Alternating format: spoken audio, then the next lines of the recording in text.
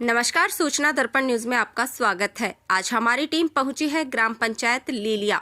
इसके वर्तमान सरपंच है रामदेव बाता। सरपंच महोदय से जानेंगे कि किस प्रकार हुए ग्राम पंचायत में विकास कार्य, क्या रहा राजनीति में आने का मुख्य कारण, पंचायत वासियों को राज्य सरकार व केंद्र सरकार की जन कल्याणकारी योजनाओं का किस प्रकार मिल रहा लाभ।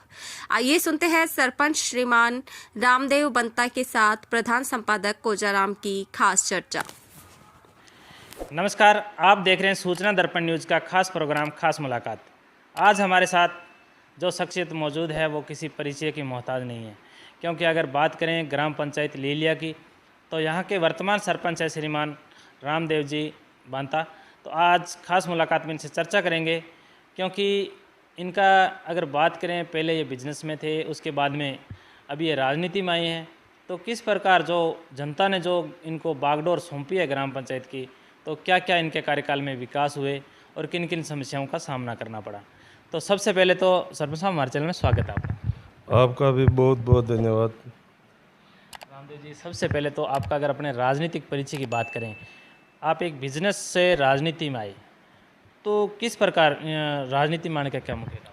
राजनीति का तो शुरू से ही शौक था। पहले कुछ पद लेने का शौक नहीं था, किसी का मदद करना कि अपना वो जी जाए, अपना मंडल बन जाए, अपना वो हो जाए, जिला परिषद अपना होना चाहिए, प्रधान होना चाहिए, एमएलए होना चाहिए। फिर अब की बार अपने सोचा कि अपन सब दूसरों के लिए करता तो अपने लिए कुछ करें। तो अपन को भी पता चले कि जनता अपन को कितना सपोर्ट करे। जनता ने आशीर्वाद दिया, उस आशीर्वाद पे मैं खरा उतरने की पूरा प्रयास कर रहा हूँ। अगर बात करें, क्योंकि जब राजनीति में आते हैं तो कहीं ना कहीं लोगों की एक आशा और अपेक्षा एक सरपंच से जुड़ी होती है, चाहे वो सड़कों को लेके, पेयजल को लेके, शिक्षा को लेके। आपको मुख्य रूप से किन किन समस्याओं का सामना करना पड़ा? मुझे आज तक किसी का सामना करने की ज़रूरत ही नहीं पड़ी। जो भी कोई समस्या लेके आया तो उसका समाधान करके ही भेजा। चाहे घर से कर दी, चाहे गवर्नमेंट से कर दी, चाहे कैसे ही कर दी। चाहे पानी का सोच लो, अभी पानी टैंकर से आता है। पहले 10-15 दिन मेरे खुद के टैंकर से मेरी जेब से कुटवाया। फिर अभी मैंने गवर्नमेंट से 5 टैंकर स्वीकृत करवा दिए। तो गांव में टैंकर है, उसको दे दिया कि भाई आप जीपीएस लगा लो ना, 5 टैंकर कूट दो।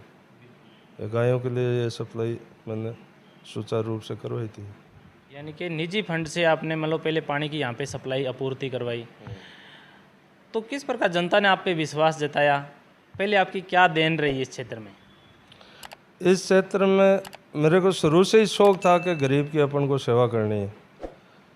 चाहे कोई भी, मैं बाहर होता यहाँ का नहीं, चाहे बाहर भी कोई गरीब होता तो उसकी भी मैंने सपोर्ट करने का कोशिश की, इनको कैसे करके अपन इसके पैरों पे चले।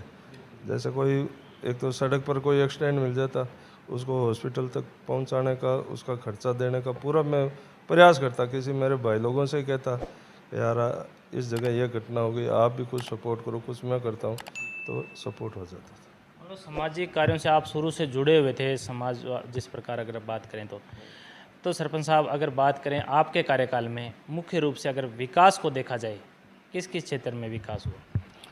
हमारे कार्यकाल में जैसे नाडियों का भी हुआ, सीसी ब्लॉक भी पूरे गांव में लगभग पूर्ण रूप से करीब करीब तैयार हो गए। 2-3 सड़कें हुई और हो जाएगा। और भी कोई काम जैसे हॉस्पिटल है, पीएचसी बनाने का मैं प्रयास कर रहा हूँ। जैसे उप स्वास्थ्य केंद्र है हमारे यहाँ पशु का, उसको भी मैं हॉस्पिटल में तब्दील करना हमारी मुख्य यही मांग है। अगर बात करें, अभी भी आपके कार्यकाल को काफ़ी समय पड़ा है, आगे आपके ग्राम पंचायत के प्रति क्या विचार है? किस प्रकार का सुधार होना चाहिए? हमारी ग्राम पंचायत में एक तो साफ सफाई आज तक मैंने करवा रहा हूँ, और भी प्रयास ये रहेगा कि सरपंच रहूँ या नहीं रहूँ, अगला कोई भी अपना आदमी रहे तो उसको भी सपोर्ट करूँगा कि भाई अपन इस तरह से गांव का काम करे तो सुचारू रूप से साफ सफाई, चाहे नाला हो, चाहे कचरा हो, कैसे करके अपन इनको गांव को एकदम साफ सुथरा रखना। सरपंच साहब, आपको पंचायती राज में काफ़ी समय हो चुका है। अगर बात करें तो जिस प्रकार एक मोदी जी का नारा था कि अपने देश को एक भ्रष्टाचार मुक्त करने का, तो भ्रष्टाचार पे कहाँ तक अंकुश लगा आप? अब की बार टोल फ्री था, आप देख रहे थे जैसे कि जितनी ट्रांसफ़र हुई तो उसमें किसी को 10 पैसे की ज़रूरत नहीं। गया, एप्लीकेशन दी, जिसका काम हो गया वो अपने आप काम पर लग गए। पहले तो कांग्रेस राज में भ्रष्टाचार का तो वो आप खुद देख रहे थे, वो खुद कहते थे कि या गहलोत जी के ये ट्रांसफ़र हुई तो कुछ दिए गए, जो मास्टर कहते थे कि हमने तो पैसे दिए। अब की बार ऐसा नहीं हुआ। अगर बात करें जिस प्रकार, क्योंकि राज्य सरकार और केंद्र सरकार की काफ़ी कल्याणकारी योजनाएं हैं जो धरातल तक क्योंकि जानकारी के अभाव से नहीं पहुंच पाती, तो आपका क्या रहेगा उद्देश्य कि जनता तक जो कल्याणकारी योजनाएं हैं वो पहुंचाने का क्या प्रयास? जो भी योजना होगी हमारे को ऊपर से सूचना होगी, वो करीब करीब हम धरातल पे पहुंचा देंगे। जैसे अभी किसान निधि योजना की किस्त आई, तो इधर सरकार बनी, इधर किसान निधि की किस्त आ गई। पहले 6,000 आते थे, अब 8,000 आएंगे। और मुआवजा तो अब के हमारे गांव में इतना आया कि सोच ही नहीं सकते। पूरे गांव में फसल नष्ट हो गई, तो हमारे करीब करीब 32,000 हेक्टेयर से मुआवजा पूरा गांव में मैंने प्रयास करके उनको पूरे गांव को दिलवाया, तो कम से कम 4 करोड़ रुपए आए। सबसे अगर बात करें पंचायत की, तो विकास कार्यों में अगर महानरेगा के तहत जो कार्य हुए हैं तो कहीं ना कहीं इसमें 60-40 का जो रेशा रहता है। तो जो बजट है, जिस प्रकार कई पंचायतों में हमने सुनना आया कि जो मतलब आप फंड लगा चुके हैं लेकिन वो समय पर उनका भुगतान नहीं होने के कारण जो विकास कार्य है उनमें काफ़ी बाधाएं उत्पन्न हुई। क्या कहना चाहोगे आप? उसमें क्या, पहले कांग्रेस राज में तो 2 साल पेमेंट हुआ ही नहीं इसका, बिल्कुल ही हमने काम ही बंद कर दिया।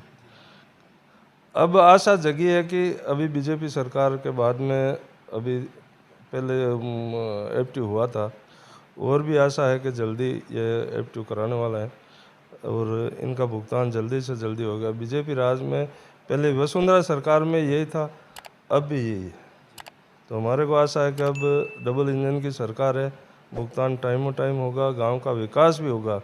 चाहे मेरा कार्यकाल 1.5 साल है, आगे 3.5 साल और भाई का आएगा, तो उसका भी हम सपोर्ट करके गांव में विकास की गंगा पाएंगे।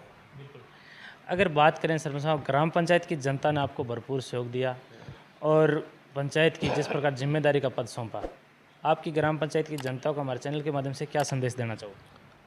आपके चैनल से मैं ग्राम पंचायत की जनता को बहुत बहुत शुभकामनाएं, आभार, और आगे भी मैं इनको हार्दिक बधाई देता हूं कि अपने जैसा कोई बढ़िया ढूंढ के और उसको मैदान में उतारे ताकि अपन गांव का भला हो सके।